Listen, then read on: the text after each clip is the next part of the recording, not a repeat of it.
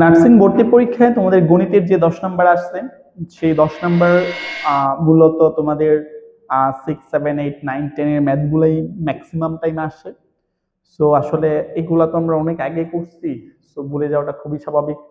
আর most importantly আসলে এই ম্যাথগুলা বিভিন্ন জব সেক্টরের বা জব প্রিপারেশনের জন্য গুরুত্বপূর্ণ। অঙ্কগুলা খুবই ইজি, হয়তো তোমাদের প্রিপারেশন নাই, দ্যাটস ওয়াই তোমরা ভুলে গেছো।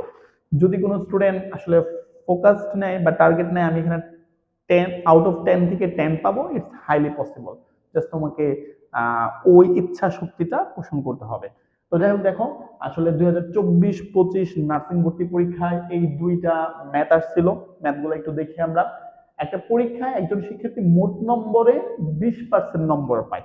মোট নাম্বার যতই হয়, মোট নাম্বারটা যতই হোক, সে তার 20% পাইছে। ওকে, তো প্রশ্ন করছে এখন পেয়ে 100 নাম্বার পাইছে, অর্থাৎ টোটাল নাম্বারে 20% নাম্বার পাওয়ার পরে সে নাম্বারটা তার হচ্ছে 100, মানে 100 নাম্বারটা টোটাল নাম্বারে 20%। পরীক্ষার নম্বর কত ছিল? ওকে, তো এই অঙ্কটাকে আমি এভাবে করতে পারি। আমরা 4 নাম্বারের সলিউশন করতেছি, আমি একটু ডিটেলসে করতেছি, তোমরা অবশ্যই নোট করে রাখবা। যে ধরি মোট নম্বর ছিল এক্স। ওকে, তো এখন শর্ত মতে, এটা জাস্ট বুঝার একটা ব্যাপার, শর্ত মতে এক্স এর মানে মোট নাম্বারের 20% ইকুয়াল হচ্ছে 100। দেখো প্রশ্ন স্পষ্ট বলছে মোট নম্বরের, যেটাকে আমি এক্স ধরছি, এক্স এর 20% ইকুয়াল হচ্ছে 100। ওকে, তো এখন তুমি যেটা করবা, জাস্ট ক্যালকুলেশন করবা।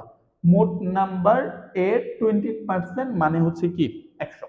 সো আমরা যদি এখানে ক্যালকুলেশন করি, তাহলে এক্স এর 20/100 ইকুয়াল 100। কেমন? সো আমি যদি এখানে কাটাকাটি করি, এটা 5 হবে। এর এর মানে গুণ তোমরা সবাই জানো, তাহলে এক্স ইকুয়াল কি হবে, এই 5 এর সাথে 100 গুণ করলে 500 হবে। তো আমাদের ওই পরীক্ষাটার মোট নম্বর ছিল 500। যারা মোটামুটি বুঝো তাদের জন্য এটা তেমন কোনো টাইপেরই ম্যাথ ছিল না, আর যারা বুঝো না, অনেকদিন ধরে প্র্যাকটিস করো না, তাদের জন্য হয়তো বা এটা একটু ক্রিটিক্যাল ছিল। কেমন? আচ্ছা, পরের যে অঙ্কটা, দুইটার সংখ্যার অনুপাত হচ্ছে 3:5। ওকে, তো যদি তাদের যোগফল 64 হয়, তবে বড় সংখ্যাটি কত? তোমরা 6, 7, 8 এরকম অনুপাতের অনেক অঙ্ক করছো। তো অনুপাতের অঙ্কগুলো যদি পরীক্ষাতে আসে, আমি এখানেই করি। এটা আমার 5 নাম্বারের সলিউশন। দেখো, তো আমি এখানে দেখো 3:5, দ্যাট মিনস অবশ্যই 3টা হবে ক্ষুদ্র সংখ্যা আর 5টা হবে বৃহৎ সংখ্যা। আর তোমরা মোটামুটি সবাই জানো যে যদি অনুপাত থাকে তাহলে আমাকে একটা চলক ধরতে হয়। সো আমি এখানে একটা চলক ধরবো হচ্ছে এক্স। তাহলে ফার্স্টে লিখবা ধরি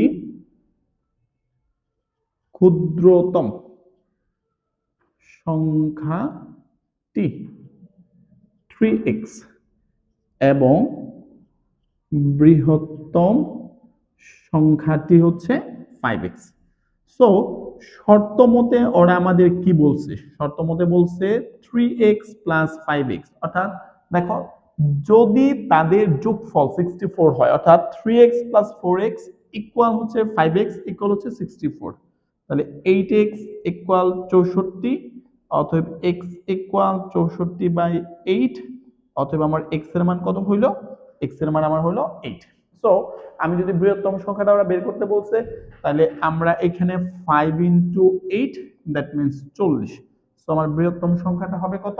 40। সঠিক উত্তর হচ্ছে এটা। যদি আমাকে ক্ষুদ্রতম সংখ্যাটা বলতো, তাহলে 8 এখানে বসালে 3/24, অর্থাৎ এটা আমাদের ক্ষুদ্রতম সংখ্যা হইতো। অঙ্কগুলা বেসিক্যালি নার্সিং ভর্তি পরীক্ষাতে এই টাইপের কোশ্চেন গুলো আসে, খুবই ইজি টাইপের ম্যাথ। তুমি যদি আগে থেকে টার্গেট নিয়ে থাকো, ম্যাথে 10 থেকে 10 পাওয়া হাইলি পসিবল।